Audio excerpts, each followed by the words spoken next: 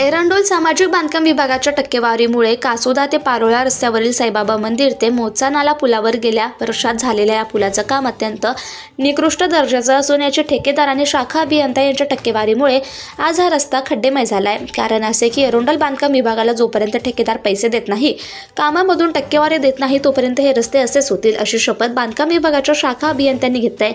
कारण दरवर्षाला रस्त्यावर खड्डे पडणे आणि खड्डे पूजनाच्या नावाखाली लाखो रुपयांचं बिल पास करून घेणे आपण पाहतोय।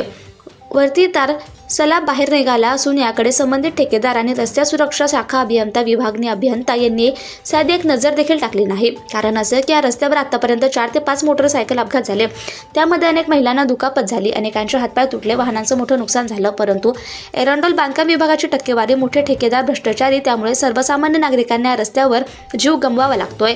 या रस्त्यावरच्या पुलाचे स्लॅब देखील बाहेर निघालाय। आता आमदार अमोल पाटील यांनी लक्ष द्यावं आणि त्या ठेकेदाराला शाखा अभियंता यांच्यावर गुन्हा दाखल करावा अशी मागणी सर्वसामान्य नागरिक आणि कासोदा परिसरातील जनता करत आहे। गेल्या वर्षी टाकला होता आणि आता पूर्ण सलाब निघतोय। हो बरोबर। हा कंटिन्यू प्रॉब्लेम आहे आम्हाला। किती प्रॉब्लेम आहे? डायरेक्ट तुम्हाला 4 व्हीलर जण आणली, इकडनं पण निघत नाही। बरोबर। बाईक फक्त त्या साईडला जाऊ शकते। हा एवढा मोठा तार निघून गेला। जर घुसला तर तुम्ही गाडी कुठे जाईल ते समजून घ्या तुम्ही।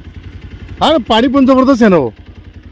म्हणजे हा बांधकाम विभागाच्या टक्केवारीमुळे हा प्रॉब्लेम असेल। बरोबर आहे ना?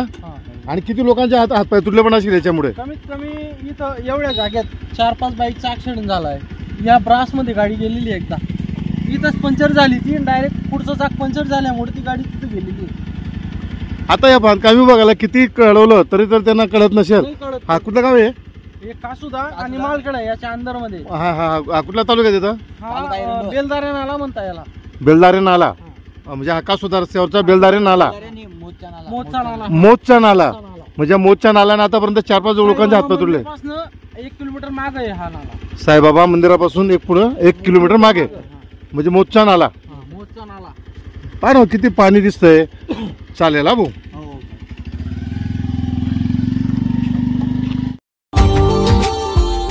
Subscribe now and press the bell icon.